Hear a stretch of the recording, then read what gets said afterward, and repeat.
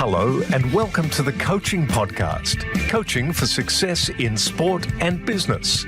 Your host is Emma Doyle, the energy and high performance under pressure coach who is a world leader in unleashing human potential. Buckle up for this high octane session. Let them have it, coach. G'day, everybody, and welcome to the Coaching Podcast. I'm super excited to be interviewing today somebody who is across the water, Charmian Tardieu, on the line. Good morning, good evening. How are you?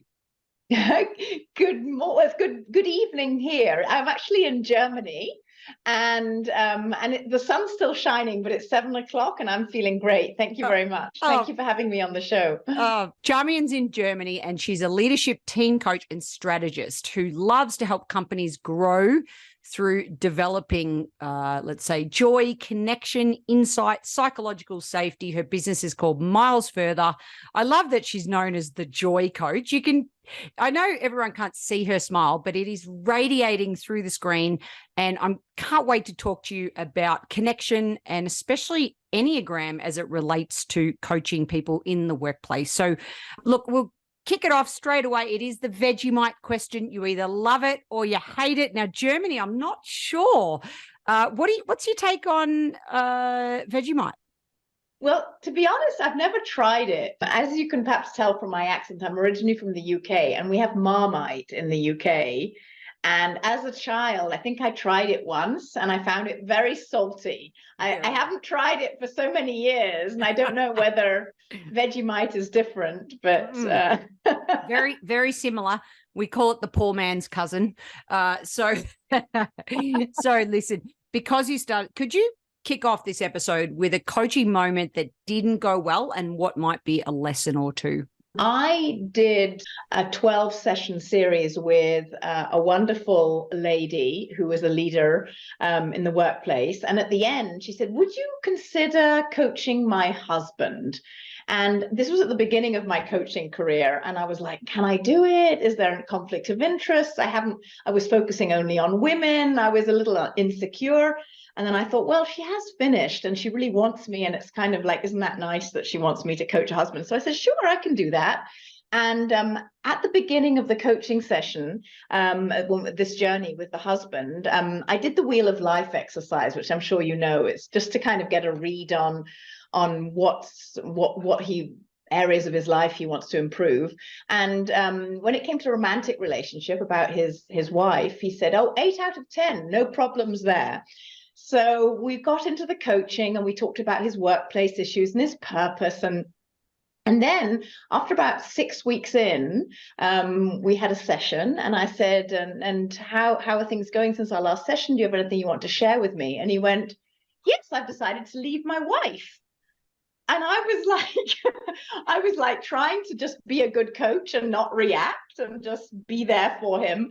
But I felt very conflicted, and I'm sure it showed in my face. And I said, which is a really bad coaching, are you sure that's the right decision? Because I was thinking I knew best for him. So, as a coach, I think we have to trust that the coachee knows what they're doing and they know best in their lives. And I think that I let my own emotions come into that. And I felt very confused by the situation because, but you know what happened at the end? The lesson is to kind of trust that the answers are there, and to trust that coachees know what they're doing. And so I actually met the wife later and him. I talked to him on, and both of them said it was the best thing that could have happened. And the coaching actually helped them to separate, because they had different plans for their life. And it only became clear through the coaching that they weren't really looking in the same direction as to where they both wanted their lives to go. The big lesson is trust your coachee to know the answers, and don't think that you're responsible or that you know best for them. What a fantastic story to kick it off. And I think the other thing that resonated with me is, as coaches, we also need to trust in ourselves to know when to ask what question. Yes. And I think, that's That's a great story around trust, and hilarious in that, in many ways, she employed you to work on the husband, which, I mean, that happens all the time in coaching as well, doesn't it? When somebody's trying to fix somebody else, they say, can you coach this person because they really need fixing? And that's, of course, not our job as well. So what about on the flip side, Charmi? Can you tell us a success story and what was a lesson? I have a lot of clients, women clients who are very much on the path of self-improvement. And this one lady, she was like a typical fast-talking, high-achieving leader, and she had like 100 projects. And I don't know whether you've ever heard the quote from Robert Holden, but it really resonates with me, and especially when I look at my clients, especially this, that no amount of self-improvement will make up for any lack of self-acceptance. And I find that is really the key, is to try and get, I try to get this lady to let go of constantly trying to improve herself and really tap into, slow her down, use mindfulness, use breathing techniques, get her to stop talking and really just feel into her emotions and slow her down. And from this place of self-acceptance, like putting your hands on your heart, breathing into what's there, and seeing just try it now. Just breathe into acceptance and love and what's going on in your heart. And just from that place of love and self-acceptance to truly understand how much you're worth without any goals or striving. And from this place, then look at those saboteur narratives that tell you you're not good enough, or that you need to control everything, which is really coming from a place of fear. And she had this moment of transformation of seeing that these saboteur voices were all just lies, and that her true self was one of love and acceptance. And it transformed her relationship with her daughter, her teenage daughter, with whom she had lots and lots of fights all the time. And suddenly she said everything changed when she realized that she was okay just the way she was. And she came from that place of love and space and acceptance for herself, and then also for her daughter.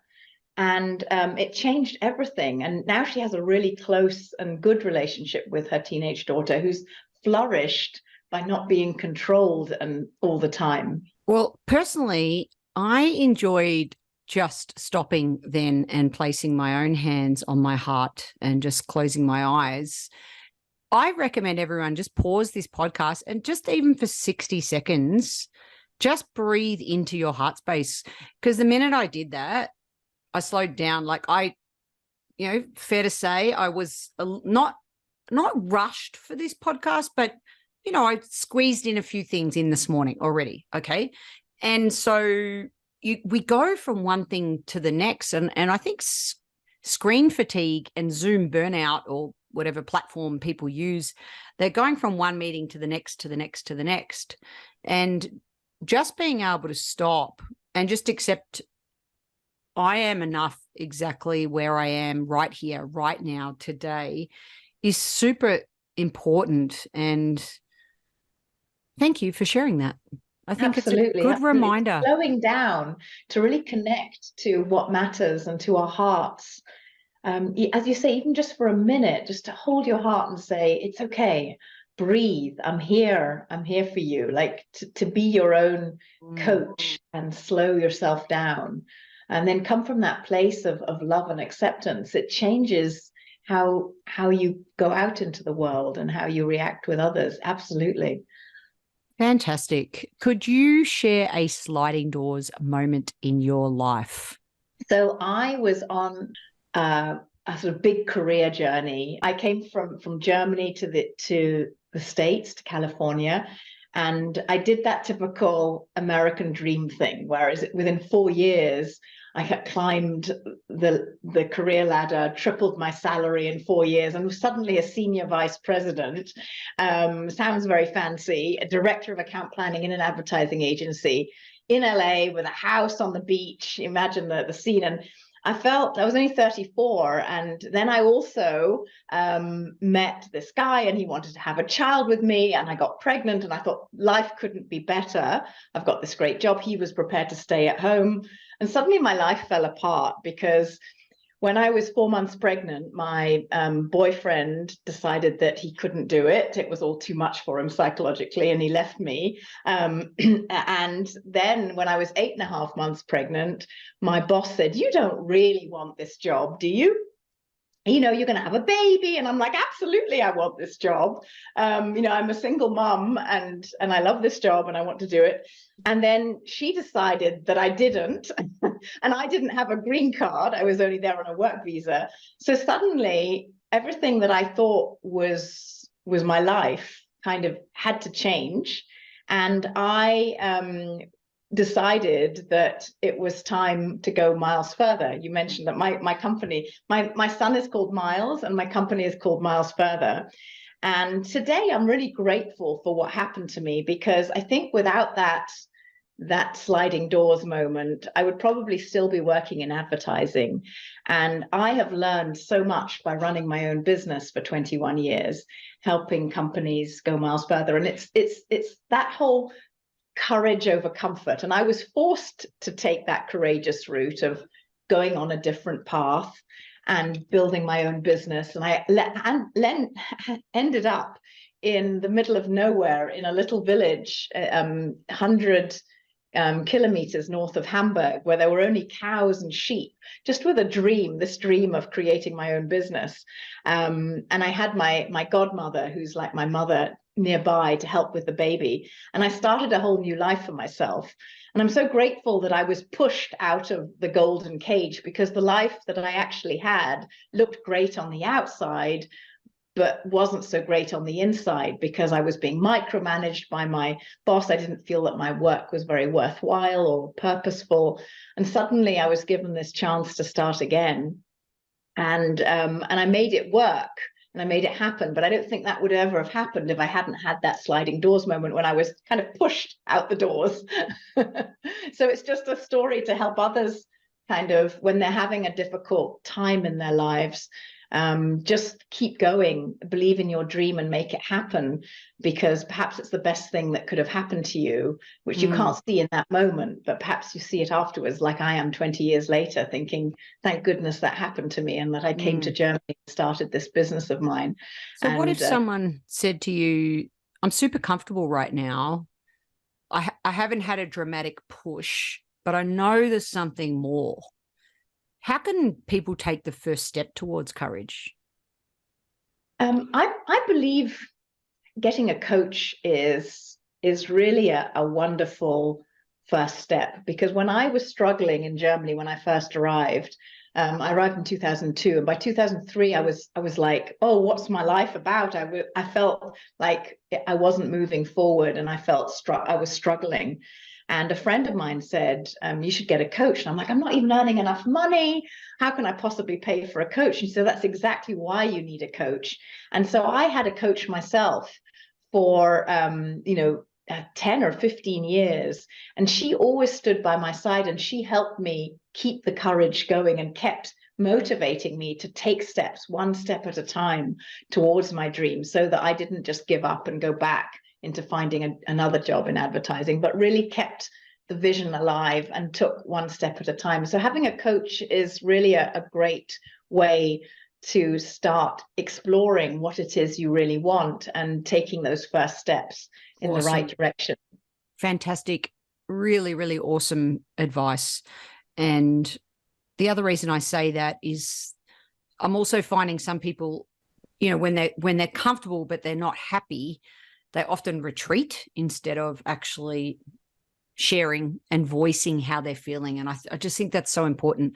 Start with some close friends, then look at, hey, does someone one of your mentors, do they have a coach? And most of the time the answer will be yes.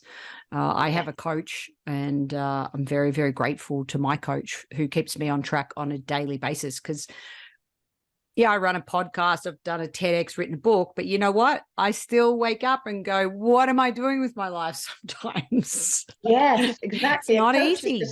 It's not easy. It's not easy. I know people from the outside, people can look at you and go, wow, people often say that, how, you're doing this and you're doing that. But every day I'm like, I have that fear, and we all have it. And if you just have somebody to help you realize that this is normal and you have to feel the fear and do it anyway, just to have someone to help you do that and to celebrate when you do things that are scary.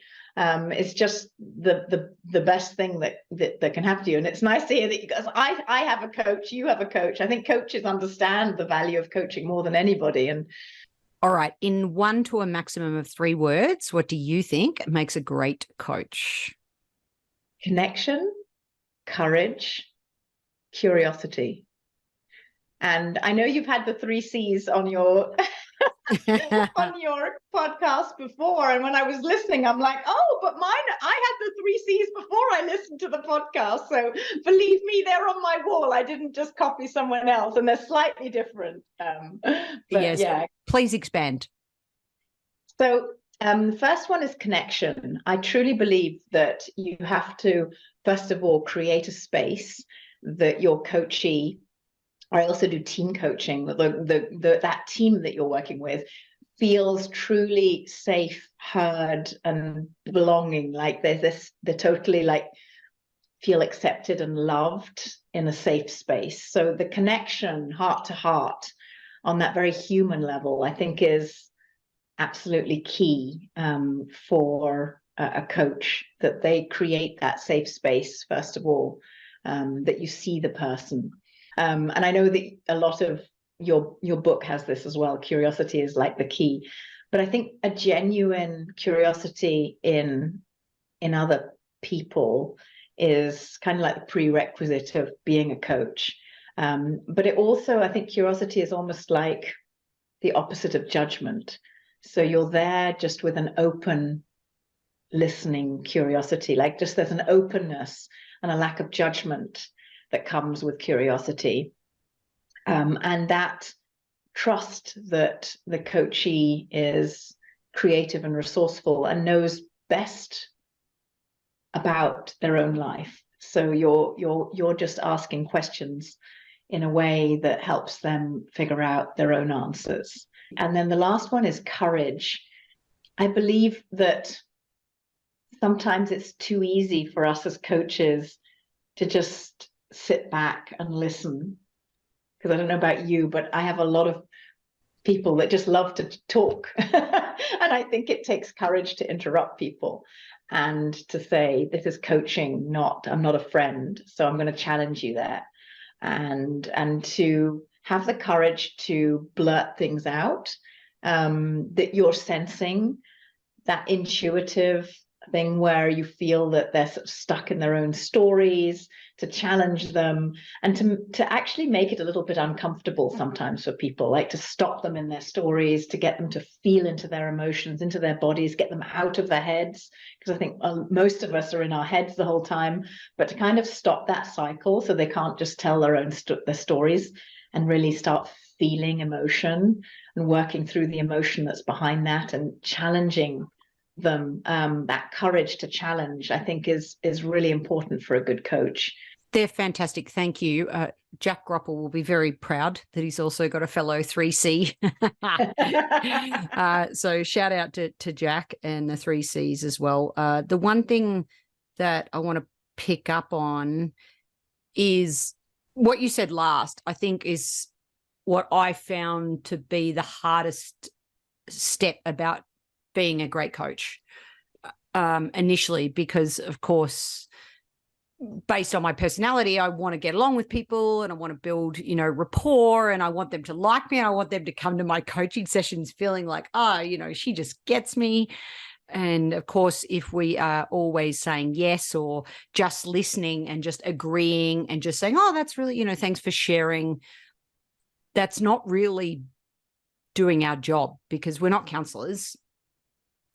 So I love what you said around finding that challenge and that through line and having the courage to interrupt somebody not interrupt's probably the wrong word, but just to say, hey, can we pause, or just to, somebody did even just a temperature check in one of my presentations the other day, because I can be going a mile a minute as well, and just doing a little, I love that. Coaches out there, if you're listening, do temperature checks when you're presenting. Hey, I just want to check in with your body, check in with how you're feeling, check in with how this presentation's sitting with you, and just stopping again. So there's a bit of a through line around this slowing down to be able to get to where we need to go. Our last official question is, do you have a question for us? What sparks your curiosity? Yes. So one of my big questions is, how do we create lasting change? I find that people are good at creating a sense of purpose, at recognizing their saboteurs, at doing things from a place of insight and then a place of action, because as a coach, you're saying, right, what are you going to do next week? What are you going to do this week to make that happen? But what I wonder is, how do we really get people to create the kind of habits that make lasting change possible? And I think especially if, and I'm sure you're the same, having been a tennis professional, that you are extremely disciplined at, you set a goal and then you create a plan to make sure you do that exercise and you do those training programs. And what I find sometimes hard is for people to really commit to a new habit change. Do you have any experience with that? It is a wonderful question. Obviously, I know that you're big into the Enneagram. So based on the personality profiles, that to me is one of the indicators of the types of actions that somebody says they're going to do, and then they don't necessarily do it. So if somebody's very auditory digital, they're very in the detail and they love the detail and they say, I'm going to do X, Y, and Z, they often miss that the bigger why, or the bigger picture as to why they're doing that. And so they never really create the lasting change, because the big why is not compelling enough. And then on the flip side, I know I'm being very simplistic around personality styles, but on the flip side, somebody who's up in the sky, pie in the sky, got the big dreams, really struggles to go, you told me that you were going to, 3 times a week, you were going to get up earlier, set your alarm, et cetera, and they didn't do it. Yeah. Because it was in the detail, and they were like, yeah, no, but is this goal really important to you? You really want to focus on your health? Oh, yeah, I promise it's really important to me.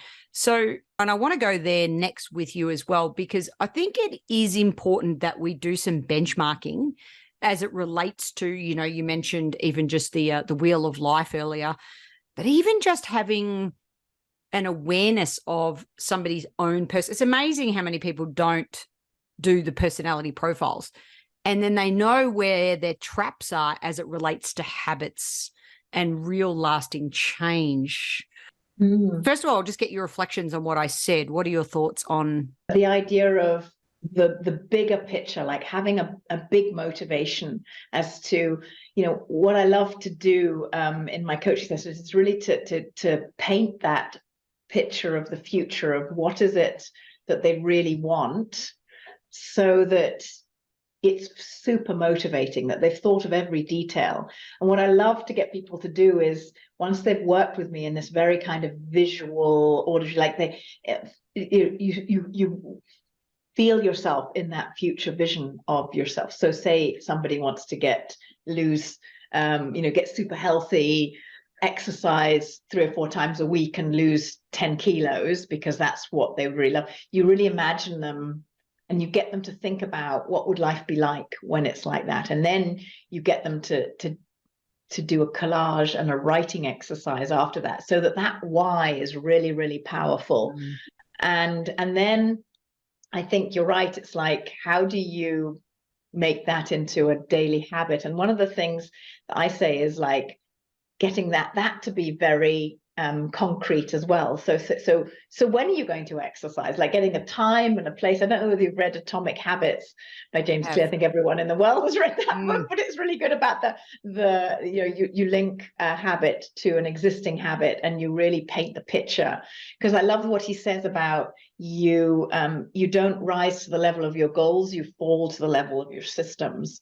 And so trying to help clients create a system so that visual picture of their future can actually start happening day by day needs to be also be very, very precise. And that way, I think you get, no matter what the personality type, you try to get both ends of the spectrum, like the big picture, the why, as well as the day-to-day habits that are linked to other habits, so that they don't fall through the cracks. One thing I love about the Enneagram is when I read about my healthy expression and my unhealthy expression. And by the way, I'll pop 2 links in the show notes. One's a free version of the Enneagram if people are interested, and one's just a really low cost one that you can do. I've done so many. You spoke about the high achieving lady earlier. I mean, I've done every self-help course series since I was 21. So I could really relate to that woman as well, do course after course after, I've done just about every personality profile you can imagine. But I've only come across the Enneagram thanks to my good friend Lauren Friesen, and when we started running energy retreats. And so we brought the Enneagram into the last retreat, and she ran it. But I was part of it was great, even though I was doing the session with her. And when we were looking at the healthy expression of myself as Enneagram 7. What number are you, if I may ask? 7, as Enneagram 7. Right. And the unhealthy version of myself, that is another way to just heighten my, again, self-acceptance and self-awareness of what's going to trip me up as it relates to unresourceful habits that I know don't serve me well. It's very, very useful at helping show aspects of yourself that you kind of know, but the more awareness you have, the more you realize they can trip you up in life. I love working with Integrative 9 because it's all about looking at personality as something that's just overlaid, that you are whole and complete as you are. And the personality, whether you're a 1 or 2 or a 3, like there's these 9 personality types, but that's not who you truly are. And the more integrated you become and the more self-aware you become, the more you can actually just let go of all those personality types and choose what's the right thing that's needed at this point in time, free of your kind of old patterns that have been kind of the way you grew up, and perhaps it's a little bit genetics, but the more yourself, I think the self-awareness is the key to change. This is your fear driving this perfectionist behavior, or, this is you're trying to escape, painful emotions, which is why you keep trying to look at the positive, and you kind of go, no, at the beginning people go, no, I'm just a really positive person and I'm just really creative. And then you kind of work with it for longer and you realize, there's some truth in this. And then it starts to work on you over time, and you start going, perhaps, being a 7 like you, I should just accept that I have to go through this pain and finish this boring project, because that's just what needs to be done right now, rather than going off and finding the next exciting project without finishing the one that we were doing because it got boring, right? I don't know what you're talking about. That's Australian sarcasm there for all our international listeners. Thank you for that. Perhaps we can put that, you could share that link for me then for us to add to the show notes about the Integrative 9. So let's talk about psychological safety. I mean, what does that even mean? Come on, Charmi, talk to me. Is it a buzzword, or is it really important in the workplace today? It's super important. I know it's a bit of a buzzword. Everyone's talking about it, but I think all the research, and Amy Edmondson is obviously a Harvard professor who has written lots of books on this, and I use her work a lot because it's just so deep and well researched. But there's so much research that shows that More than anything else, for a team to work well, it's not about who you've got and your star performers and how long they've been working together or how much experience or any of those other factors that we think this is, let's put these people together because they'll make a great team. It all doesn't matter unless you have psychological safety. So psychological safety is not that warm and fuzzy feeling that people often think it is about, oh, we're all just really nice to each other. It's the exact opposite. It's having that sense that what I say matters, even if it's not what others want to hear. So giving the space for everybody to be seen and heard and to speak up. And it's so not in our nature because we're tribal herd animals, that we want to, just like you said before, with your coaching, that what you said about wanting to be liked and please others, it's just in our biology because we weren't made to be on our own. And if we weren't part of the group in Stone Age times and stuff, we would actually physically die. So it's in our instincts to want to be accepted and liked. And if there's any sense that what I'm saying is not what others want to hear, or that there's any kind of sense that it's not encouraged, then I will stay silent. And this idea of, why aren't people telling me? Why don't they just tell me what's going on? Is really a sign that there's little psychological safety, because you need to encourage people to ask questions. You need to help them feel that where the team is going is it's important enough for you to speak up, even if it's going to be at risk of your own for the greater good. And most people won't do that unless they're encouraged to. So it's like being encouraged to be vulnerable and to be open and to say things that others may not like to hear. New ideas are like little seedlings, and they can be trampled on very quickly. And I'm sure you've been in a situation yourself where you've had an idea and people kind of roll their eyes or say, we did that before, it didn't work.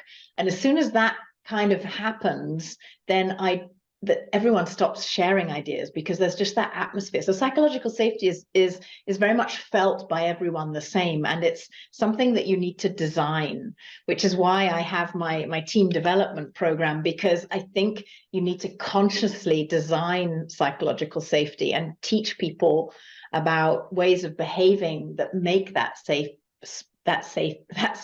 safe. It really takes practice and a code of conduct that the whole team has created and holds each other accountable to create that safe space. Can you give us one example of how you design, like what's one code of conduct example as it relates to psychological safety that you've designed with a company? I believe very strongly in ORSC, which is, and there's Systems Inspired Leadership is the book that's related to ORSC.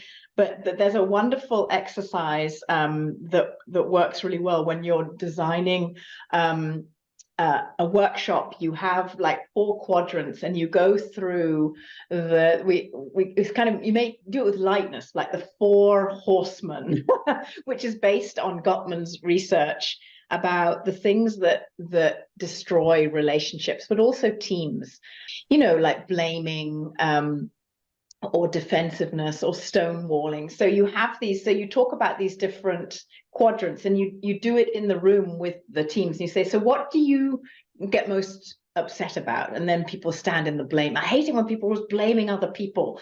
And then you kind of go, and what do you see happening in this company or this team? And everyone sort of stands in the contempt area or something, like there's a lot of contempt. And then you say, and what do you tend to do? Like, let's be honest. And then everyone stands in the stonewalling, like, I just don't say anything, I just keep out of it. And I'm like, isn't it interesting that it seems to be that everyone thinks that this is what's happening, and yet what you're all doing is here, like, let's talk about this. So you get people to talk about the issues about sort of bad behavior that upsets you and makes you realize, that doesn't help you work well. So very specific behaviors. And then you look at antidotes. So what are the things that you can do to work against these things. Like, so instead of blaming, what's the 2% truth that you can see in what others are doing? So there's all these antidotes. So people really take that in, and then they go away and they think about what is a conflict protocol that they would like to see, and what are the things that matter. And then as a team, you decide on that, like how do we want to work with each other? And then you get people thinking, how will we hold each other accountable to it? So once you've all agreed what the rules are of how you're going to deal with conflict, then it's much easier.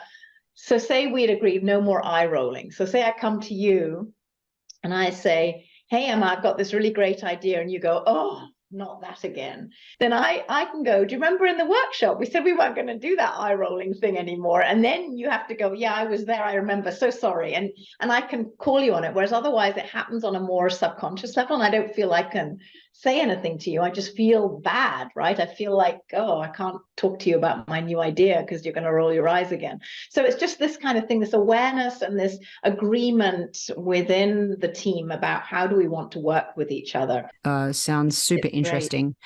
I would love for you to finish this episode with a practical mindfulness exercise. I feel like this episode has been so impactful in just helping us be present to the amazing information that you've shared. So this is one that I'm sure many of your listeners already know. So it's not reinventing anything, but it's one that I use an awful lot, and it's connected to the breath. If you see the breath as an anchor that you can come back to, that really has the ability to change your emotional state.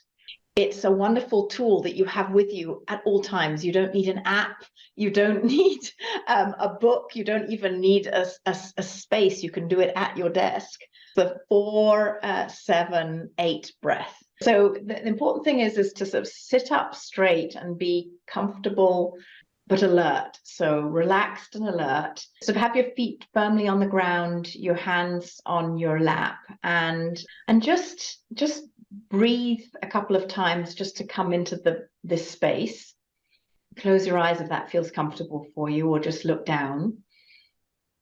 A couple of deep breaths, and then what we're going to do is we're going to breathe in for 4. We're going to hold for 7, and then we're going to breathe out for 8. So breathe in for 4. 1, 2, 3, 4. Hold for 7. 1, 2, 3, 4, 5, 6, 7. And breathe out for 8. 1, 2, 3, 4, 5, 6, 7, 8. And then breathe in for 4. 1, 2, 3, 4. Hold for 7. 1, 2, 3, 4, 5, 6, 7. And breathe out for 8. 1, 2, 3, 4, 5, 6, 7, 8. Do one more round on your own.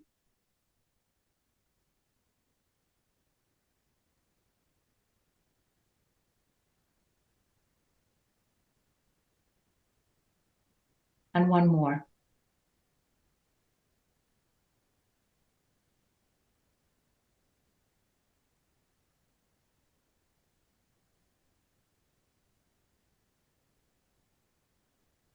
Open your eyes, come back into the room. How do you feel? Feel like I was a bit out of practice with that one. In relation to the breathe in's easy, the hold is easy, and then the breathe out went really quickly. 8 seconds was challenging.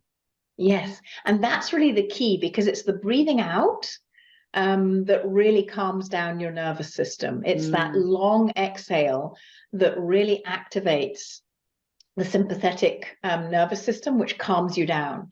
So I'm really glad you mentioned that, because that shows you that that's perhaps an area that if you do it more often, it'll really calm you down, slow you down. And then we can really come from a place of calm and centeredness, a groundedness with which to lead our lives. And then everything kind of starts flowing more easily because you start to see things in a way that's coming from your center and from insight rather than rushing through life, right? Really being present. Yeah. And the other thing I loved is when you said just to ground my feet. Yes. I know I've got my little corporate top on, but I have no shoes on. Full transparency. So the kinesthetic feeling of just the floor, I actually lowered my chair just to make sure I was really sort of feeling that grounded. And I think thank you for mentioning that, because it's really about that. It's really about centering and grounding yourself in this present moment. And we can use our bodies to do that. And it really helps us kind of, in these very turbulent times where everything seems changing and insecure and unsafe, just feeling the ground below your feet and feeling the anchor of your breath in your body and slowing down is really the key to getting through turbulent times, right? Because you can be your own center. And that's another great exercise as it relates to just even imagining the breath. We are exhaling out through the feet and then coming up the body and then exhaling again. And that longer exhale, totally agree. Even sports coaches out there, if you're working with athletes, just taking that longer exhale, or even you've got a big meeting, even in the workplace, can really help center you to be the best version of yourself possible. So on that note, with self-acceptance, courage over comfort, and curiosity to really connect with our bodies, those around us, so that we can create psychological safety and be mindful. What an amazing episode on the coaching podcast. Charmy. We shorten everything in Australia. So thank you for being on. I like Charmy. That's all good. Thank you so much for your time and your insights. Thank you so much. It was so lovely being here with you. The Coaching Podcast is sponsored by the Samson Agency, a boutique talent agency managing entertainers, artists, and athletes. You can learn more at thesamsonagency.com. And if you're interested in becoming a coach, check out opendoorcoachingusa.com for all our latest courses in Leader as Coach and our high performance workplace coaching certification. And if you enjoyed this episode of the Coaching Podcast, please share it with a fellow coach, and thanks for listening.